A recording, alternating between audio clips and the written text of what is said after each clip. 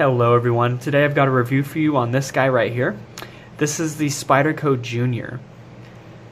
This is a discontinued knife, but one that you can still pick up. We'll continue to talk about that as the review goes on. And it's one that I'm really excited to review and that is going to be a permanent member in my collection. So real quick, let's just do a size comparison right here. There's the Spyderco Junior. Let's compare it to something a little bit larger. Here is the Spyderco Paramilitary 2. No idea what that is on the handle there. So if we align the knives, you can see that the Paramilitary 2 does have a decent amount more blade than the Junior. So the Junior is going to be a little bit closer and a little bit larger than the Para 3. Next, let's check out the Chris Reeve Small Sabenza, which is along the same size as your Delica and your Mini Griptilian. So if we compare these, you can see that the Junior does have a little bit more length on it than the Small Sabenza. However, if we align the pivots, we just see that it's just got a little bit more handle and a little bit more blade. So overall, it's a very close comparison between these two guys right here. Let's see. How about the Spyderco Rubicon? This is a newer member of my collection and one that I'm really enjoying and really liking. It's definitely got some funkiness about it, but you can see here that if you have a Rubicon or a Rubicon 2, it's going to be about the exact same size as that knife. And finally, how about my carry? What is my carry today? Oh yeah, Brad Southern Mini Tolk, not Spyderco Mini Tolk, not by a long shot. But you can see here that they are just about the same length as well. So that means that the blade on this guy is about 3 1/4 inches. It's actually 3.22 inches precisely. And the overall length on this guy is 7.25 inches. The blade thickness is 0.13 inches. So we can compare that. It is thinner than the PM2. And how about also Sabenza? It is right about the same as the Sabenza. The Sabenza can be a little bit deceiving on the thickness because of how rounded it is, but I think the Junior is right around the same blade thickness as your small Sabenza. And the weight on this guy is a low 2.9 ounces. So that's going to be a plus for a lot of guys. To me, weight helps, but it's not a big issue. I mean, I really don't mind carrying this guy, and this guy is like just a dense, chunky monster. But I like this particular dense, chunky monster. But this guy is not. This guy's a lean 2.9 ounces. So what role do I see this knife in? I see this as mainly just an everyday carry blade, and I think that it's going to function really nicely as that. I also see it as a potential, it has the potential of flexing into a tactical style blade. That has part to do with the ergonomics, in that you can either kind of choke up in the choil, and this gives you a really good EDC grip. You can also choke kind of further back, and it's a very, very locked in grip, in that I don't feel like this knife would go anywhere, and that gives you a lot more length, a lot more reach than you would get out of just a normal 3 1/4 inch blade. I mean, it definitely gives you more length than you would get in this small Sabenza here, or even similar size Spyderco Rubicon. It's similar to the Strider in that effect, in that with the Strider, whenever you choke back on it and you kind of get this really strong, really firm pistol grip, you can see that my reach extends, you know, a good 1/2 inch to 1 inch longer than the actual blade is. So that means that I have about 4 to 4.5 inches of length of reach on this blade, which is one of the reasons that I think this is just a great overall, just do everything folder. You can choke up on it and it's a good, you know, EDC. You can pull back and it's a good, you know, it's got thick blade stock, so you can, you know, hard use it. It's just a good overall versatile blade design. I think this one has a little bit of that too, in that you can kind of choke up on it and it's a good EDC, and you can choke back if you need to, and you can feel comfortable that you have a decent amount of reach to use this as a defense weapon. So now let's move on to the bulk of the review. And so I was trying to figure out of a way to do reviews in a new way, because I was getting tired of kind of starting from the blade and going through every single detail, because a lot of those details turned out to be unimportant. And it was just taking very long to go through and do all of that. And I was returning something on Amazon, and then it asked for something, it asked about the condition of something. It said rank it on excellent, good, fair, and poor. And I was like, hey, that's a great way to do reviews. So what's excellent about how I'm dividing this up is what's excellent, which is what's particularly unique or perfect about this knife. What's good, which is good execution on some nice features that could be subject to, you know, a matter of taste. What's fair, which is what's not outstanding on this knife and could be done better, and that may be a matter of taste as well. And then there's what's poor, what's objectively bad about a knife. So I know that's similar to the good, the great, the bad, and the ugly, but I think that it's a little bit different. It's different enough to be kind of its own thing and to hopefully give a little bit more depth to it, and that I'm not just ranking things on what's good, what's great, what's bad, and what's even more bad. It's more, you know, talking about execution and the nice features it have and what's unique and that sort of thing. So tell me how you guys like this new reviewing status once it's done, or this new reviewing style, I should say. And I think I'm going to continue it, but I'd like to know what your feedback is. So let's talk about what's excellent, which is, just as a quick reminder, that is what's particularly unique or perfect about this knife. One of the things that I think is unique and well executed about this knife is the blade shape. Here we have a nice drop point blade shape, which is something that we don't normally get from Spyderco. A lot of Spydercos have a big hump up here, like your Paramilitary 2, your Delica, the list goes on and on. Even the Rubicon has a little bit more of that, even though it's a little bit unique in that it's based off of another custom design. But the fact that there's no hump on this guy, and it looks a little bit more, if you remove the hole, it looks just a little bit more like a traditional drop point. I think that's really cool, and I think it's really attractive, and I just love the actual aesthetics of this particular blade shape. It's similar to that of the Bowie, not the actual blade shape, but the fact that it doesn't have a hump. But the way the Swiss Bowie remedied that was it had a cutout from the handle. They had to do that to get clearance of the handle, because if they didn't, then it would just look like this lock side, and there's no way you'd be able to deploy that. Yeah, that's just not going to work out. It doesn't have the clearance. It wouldn't have the clearance like the Paramilitary 2 with the hump does. However, because this handle has a very slim neck and a very slim portion up here, they're able to have a broad blade with no hump, and it's got plenty of room to be deployed. So I think that's just a really good way of doing it, and it gives you this gorgeous blade. This blade is not just gorgeous, but it's also functional. So I like a blade with some flat portion, with a belly, and with a point that's easy to figure out like where it is. It's easy to use. So what I mean by that is, look at my wrist whenever I go to put the point down on something. You can see I am having to come from a upward angle compared to something like your Insingo blade. You know, the Insingo blade, I really can just come from a side angle and the points on it. That's one of the reasons I got the Insingo blade. So the drop point blade on the Junior is going to have a little bit more arc to it. But then, you know, if you compare it to something, well, this guy, I'm pretty sure the person that sharpened this before kind of took most of the tip away with it. But, you know, in order for me to do that, I have to come from like almost a directly upward angle. And that's something that I don't 100% love. This blade has some, you know, other things that are good about it, but that is not one of them. The Swiss Bowie, to some extent, has that problem as well, because it's got kind of a clip point where in order for me to do it, my wrist has to kind of be at a weird angle and I have to come from a topward angle.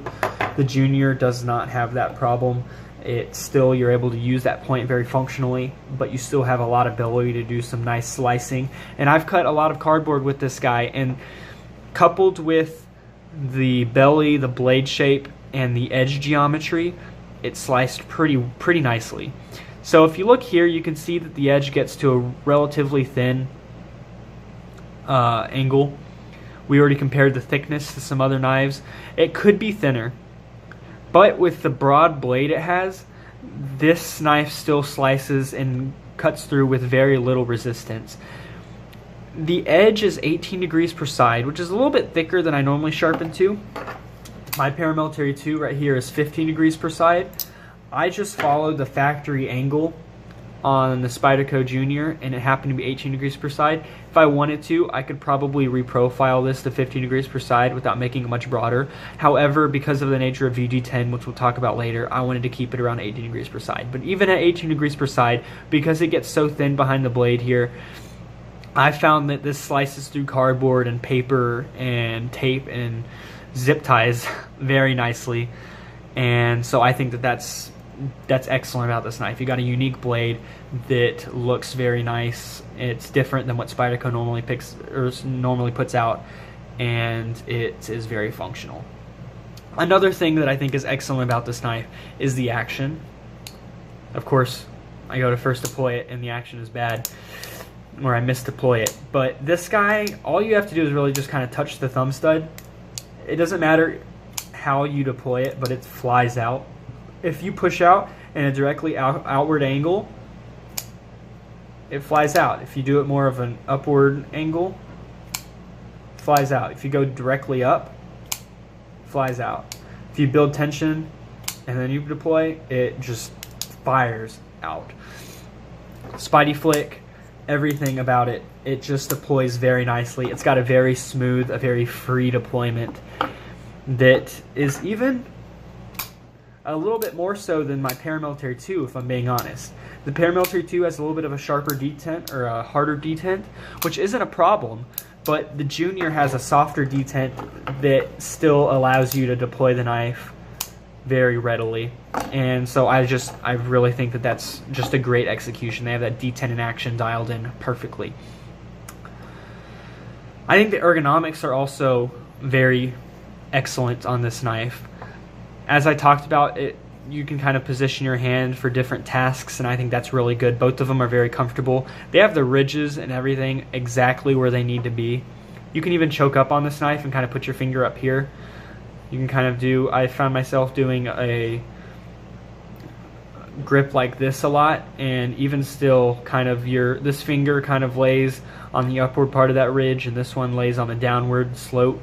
And so, you know, this is still very comfortable, and it still gives me a lot of control and a lot of stability.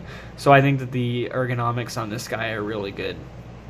If you're doing any stabbing motion, your finger isn't going to be going anywhere. To my surprise, I actually like the fact that it's very thin up here, and I think that it's very good as far as ergonomics goes. And I was not expecting that. You know, I'm used to knives with a little bit more chunk up in there. Like, well, I mean, just even like the Sebenza. The Sebenza makes it a little bit thinner up here, but I mean, I think this is super ergonomic as well. But the Junior, you don't have to worry. There are no ergonomic issues with the Junior. They're actually very good. The last thing that I think is excellent about this blade is the exclusivity that comes with having a discontinued blade. I think it's really cool to have one that you know they're not making anymore. You know that, you know, it's a little bit more rare, and that's just something that personally brings joy to me.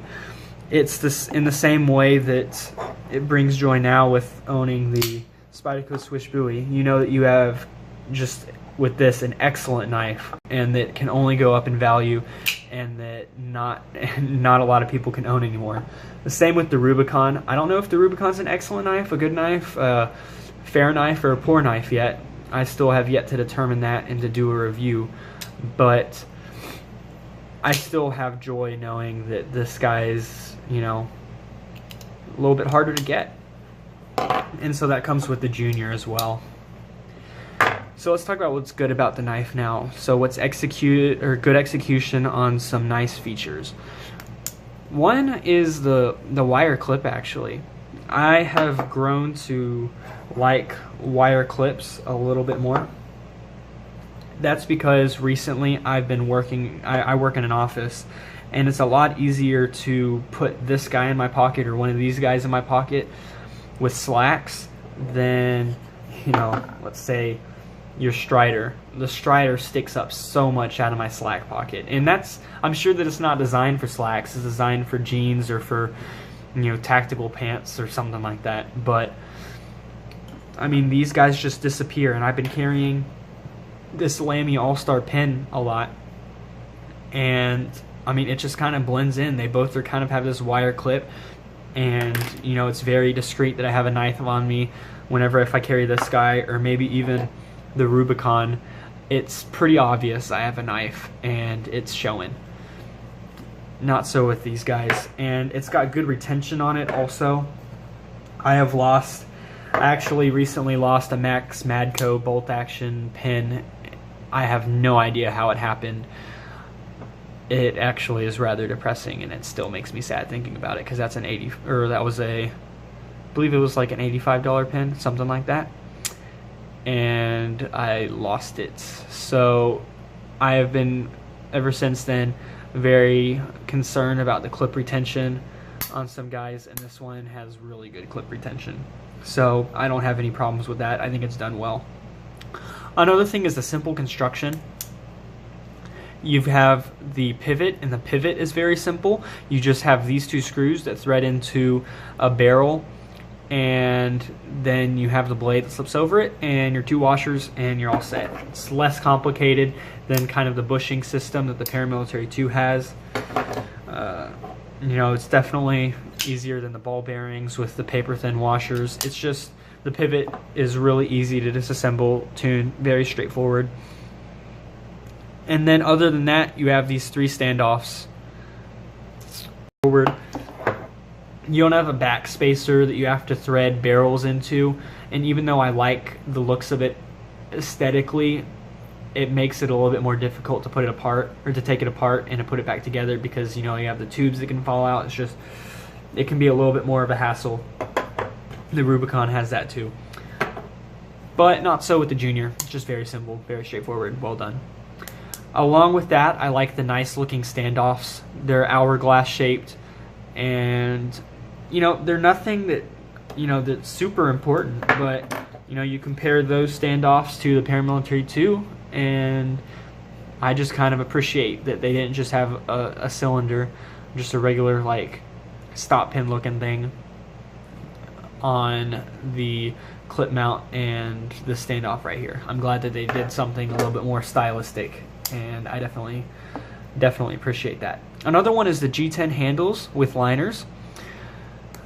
They have milled the liners. They have contoured the insides of the G10, making it very comfortable on the outside of the G10, kind of lending itself to those ergonomics. It's just done very well. No sharp corners or anything. I know that there are some people that level that complaint against, man, where did that come from? I don't even know what that is.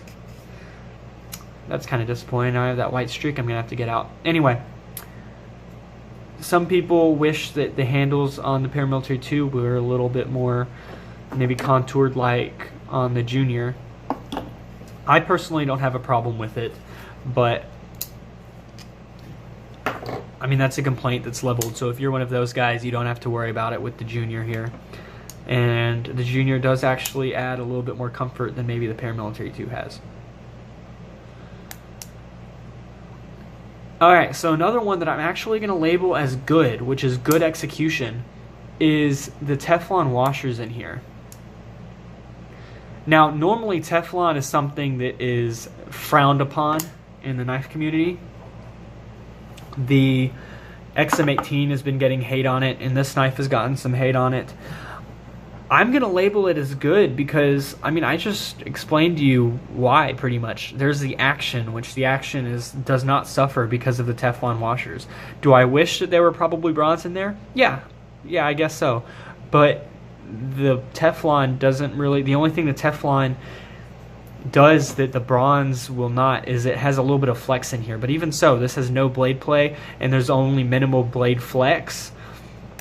So it doesn't bother me that there's Teflon in there because it's executed well. And it does mean that you're going to have to use a little bit of a thinner oil. I use Daiwo Real Oil, and that's how I was able to get this smooth of action.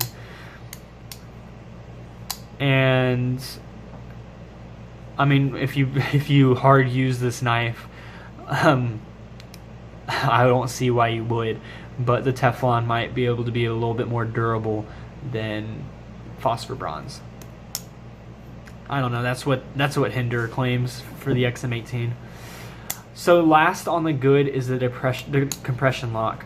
The compression lock is milled out very nicely, so it's easy to get to. It doesn't have any problems. I can only imagine a compression lock that's flush with the other liner, like your Spyderco Rubicon liner lock is. If there's a compression lock like that, then that would just be a fail.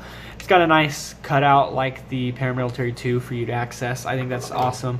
It is a very strong lock, and not something that's going to necessarily be important on this blade. You don't necessarily need a strong lock on the Spyderco Junior.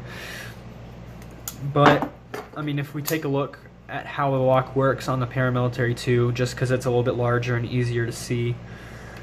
Let's use a fountain pen as a pointer. So you can see here that this portion of the blade is what contacts the stop pin. And then the locking leaf goes in this little gap right here and connects to the bottom of this blade tang. So let me just show you how that looks. There.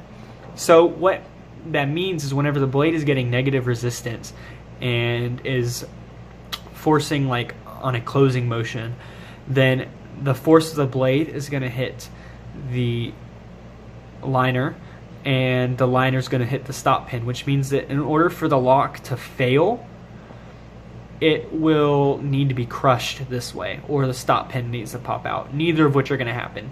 However, the lock can still slip over. I've seen that happen in like some cold steel shock testing, which, I mean, doesn't really prove anything in my opinion. I mean, it proves that the triad lock is the strongest overbuilt one, but I mean, you only need to do that with one other knife, and you can pretty much get that idea. Anyway, so it's definitely strong. Lock slip is possible, but overall, it's a good locking system. Sorry, I just tried to get that white stain out, and it looks like I got it. So that's what's good about this knife. It's very fun to play with also, as you can see. So let's move on to the Faire, which is on this knife. First off is VG10. Faire is something that's not outstanding and could be done better, and that might be a matter of taste. VG10 definitely fits this category. New, this knife is $150. You're not going to pay any less than that on the secondary market. In fact, you can pay up to like, you know, $50 more on the secondary market for it. Even though you can still find it for around the $150 price, $160 price. But the VG10 is just on a $150 knife. I mean, come on. That's Spyderco Paramilitary 2, Para 3 level. And there you're getting S30V, which is definitely a better overall steel, a more balanced steel than VG10. I know this is out of their Seki City, and Seki City almost exclusively deals with VG10, but you have the Delica and ZDP 189 for, what is it, 80 bucks? So even if you add just $10 more, you know, to pay for the G10 and maybe a little bit of the other, you know, extra touches the Junior has, and have ZDP 189, I think that this knife would automatically become a much better knife. And even if you up the price by like 30 bucks and it was like, you know, $180, but you got ZDP 189, I think that would be a better deal. So overall, VG10, it's, you know, very corrosive resistant. It has this nice look to it, like kind of a shimmering look. I don't know if the camera's going to be able to pick that up, but I really like it. I think it looks really nice there. You can see it around this region. So it's got an aesthetic appeal, which most steels don't, but VG10 does, so that makes it a little bit unique in that matter. It takes a fine edge, I will admit that as well. It takes a very nice thin edge, very fine, very acute. However, the problem is that it can roll rather easily. I haven't had problems with VG10 chipping, but I have had it roll on several occasions with this knife and some other examples or other knives featuring VG10 that I've owned.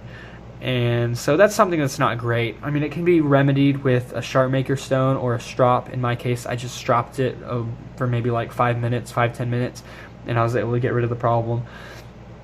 But it's still a problem, and it doesn't hold its edge super long. It dulls relatively quickly. It's a cheaper version of 154 cm in my estimation. So I wish that would have been done better.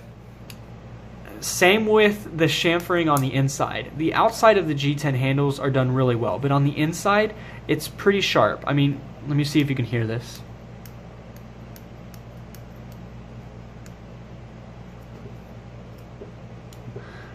It is like a perfect 90-degree angle in there. We compare it to, we can compare it to the swish buoy. You don't hear anything. You compare it to the Spyderco Rubicon.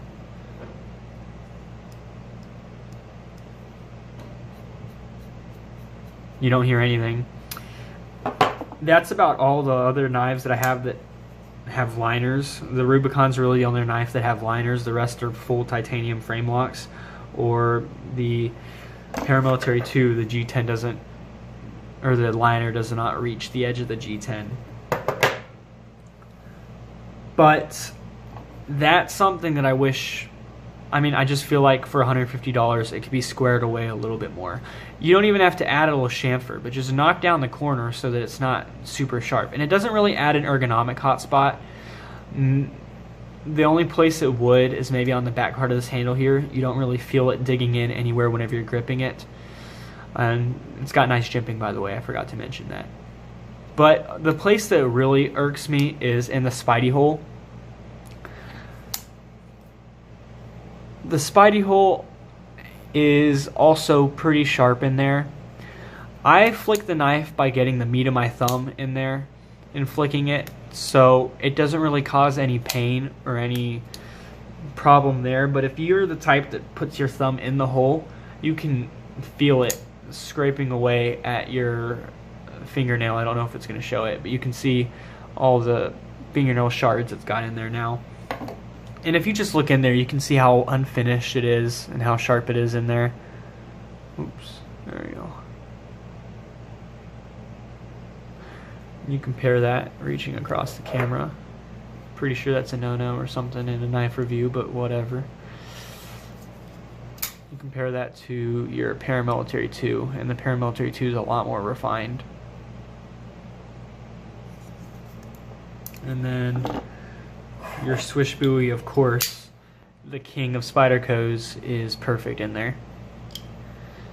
So those are just two things that I wish could be done, and maybe they're not a big issue to a lot of other people, but to me, I just wish that it was different and it wasn't as sharp. So another thing, oh, that's it actually for Faire. Those are the only two things I think could be done better. And then there are the pores, which are objectively bad things. So these could be done better too, but these are a lot bigger issues, and they are not subject to taste. They are just bad. And that is, first off, Lockstick. This is something that I'm pretty sure I've heard it in other reviews, and I have done my best to clear it up. I've cleaned off the lock face, I've cleaned off the blade tang, I've used no lube in reassembly, and it still has this Lockstick. Let me see if I can get you to hear that. Alright, listen. And it's still got even more Lockstick after it's been released.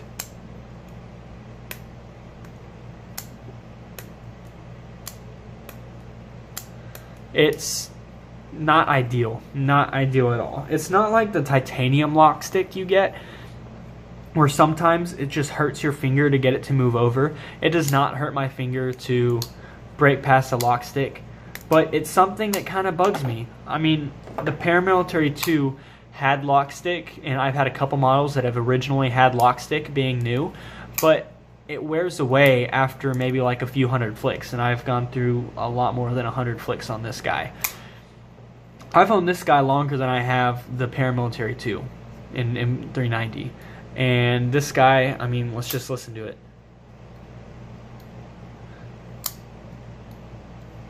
And no Lockstick. I don't know why they couldn't do that on the Junior. I don't know what the machining problem was, but that's something that I really wish could have been resolved. And I tried to put Sharpie on there and pencil lead, but none of it has fixed it. This knife is just going to have Lockstick. So that's just bad, and I wish that that wasn't the case. And the last thing that's poor is the blade centering. Now, the blade centering looks super off. It's actually, I mean, it's off, but it's not like off to the point where I'm just like, you know, wanting to like vomit that $150 knife is that off-centered. It only takes a little bit of a push to center it, but the thing is it's not centered from the factory. And that, I just wish, I wish that it was, of course, but I have tried all the tricks of, you know, tightening or loosening the handles, the handle screws, and then tightening the pivot, moving the blade over, tightening the screws. I've tried a bunch of variations of those methods also, and I cannot get this guy centered. And so I'm just resigned myself to the fact that that's bad. That's poor. So now let's give my final recommendation. 33 minutes into the video, and I think this knife is good. I don't think it's excellent. I definitely don't think it's fair or poor. I think that this is a good knife dependent on taste. So I can't call it excellent because of the steel, because of the Lockstick, and because of the centering. Those are the main things that really keep me from calling this an excellent knife. For the price, I mean, if this knife was around closer to $100, then I would probably be closer to calling it excellent. But at $150 to $180, it's a good option. And if you really like the blade shape and the handle, and it just speaks to you, then you're not going to be disappointed. But if you don't like the blade shape or the handle particularly, then there are going to be a lot of better options for you, and you will not be happy with this knife. So that's it. That's the end of my review. This one went a little bit longer than I was hoping,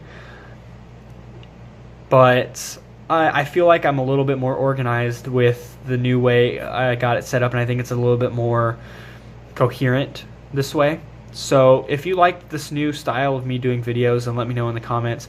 If you agree or disagree with what I said about the Junior, then go ahead and throw those down too. But that's going to end this video. I hope that y'all stay tuned, and I hope you'll watch the rest of my reviews. And I'll catch you in the next one.